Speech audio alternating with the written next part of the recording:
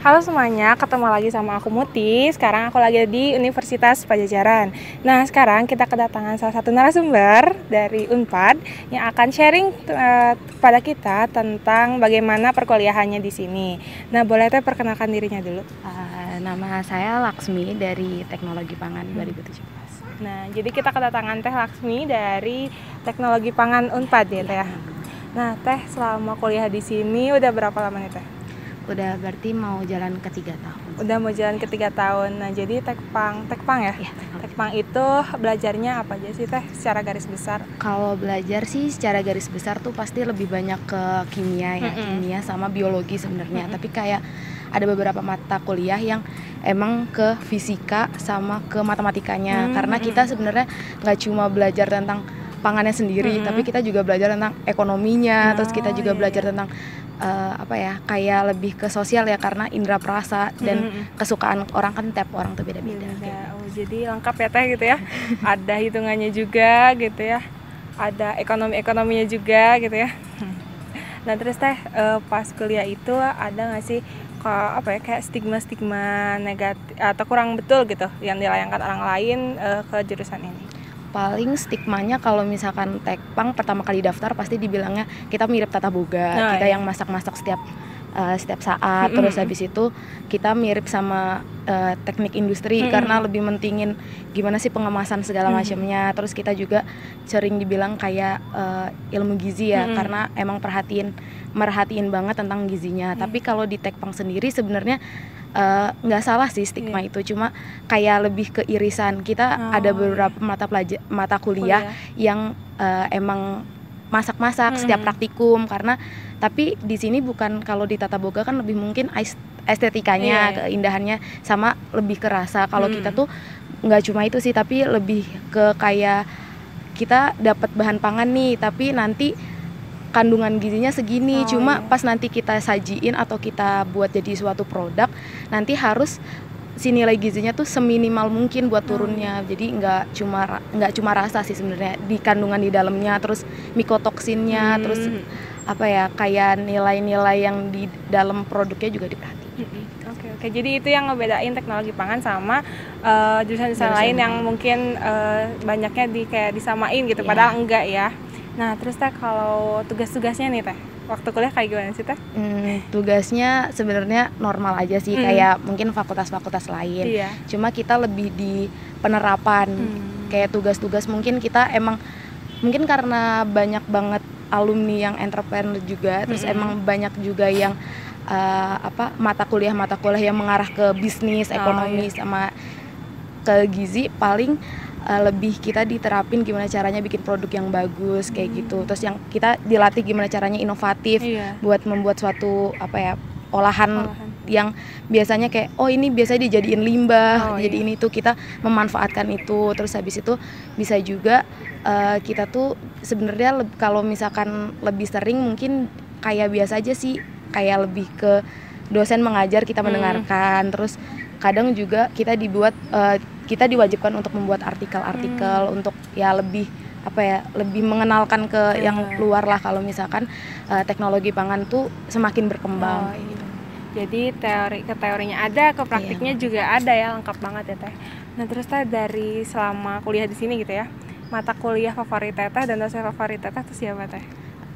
Mungkin kalau misalkan mata kuliah favorit tuh lebih ke hitungan ya, kayak keteknikan. Mungkin kalau keteknikan mungkin kita bisa belajar di analisis pangan juga bisa. Sebenarnya itu kalau analisis pangan nggak cuma keteknikan sih, tapi ada kimia-kimianya juga. Terus kalau keteknikan mungkin ke processing ya, ke mata kuliah processing gitu, karena lebih tahu aja, kena aja kalau misalkan di Tekpang tuh ternyata nggak cuma ngurusin tentang pengolahannya aja, tapi kita juga ngurusin gimana caranya si bahan baku itu nggak merugikan buat perusahaan kayak gitu. Kalau buat dosen favorit sebenarnya mungkin dosen-dosen mata kuliah bidang wajib aja sih kayak gitu. Nah, jadi gitu ya gambaran tentang mata kuliah ya dari Teteh, ada sedikit gambaran nih, salah satunya disebutin tadi mata kuliah processing ya. Oke, nah Teh kalau di Tekpang Unpad sendiri ada konsentrasi nggak, Teh? Konsentrasi mungkin lebih ke bidang kajian kali Iya kayak mungkin. gitu.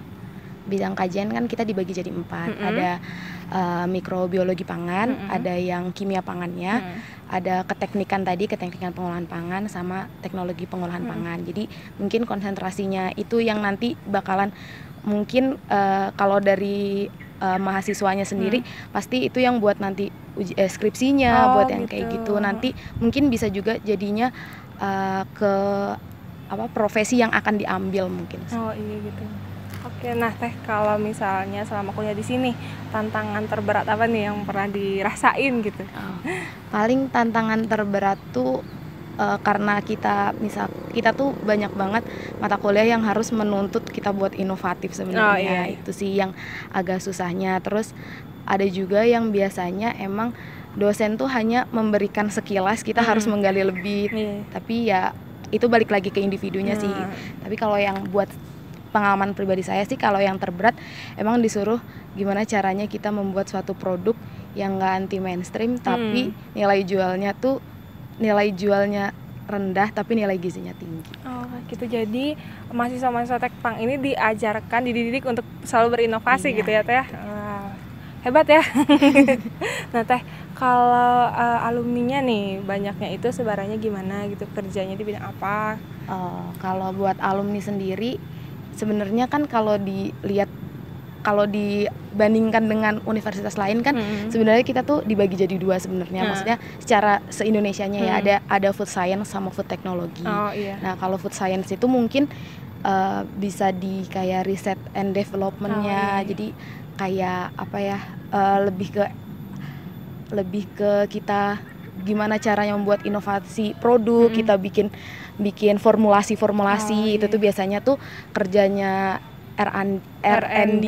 Nah, kalau misalkan buat yang kitanya sendiri biasanya sih kebanyakan kalau fresh graduates tuh ke quality control atau quality assurance. Atau kita juga bisa jadi panelis sebenarnya. Cuma kalau panelis sih agak susah ya, karena mungkin karena prinsip panelis itu tanpa kita melihat pun kita bisa tahu ini turun berapa kayak gitu sih yang susah. Kalau di Tekpang Unpad sendiri kebanyakan emang entrepreneur, di technopreneur banget. Tapi kalau misalkan yang lainnya sih emang pasti di QC sih.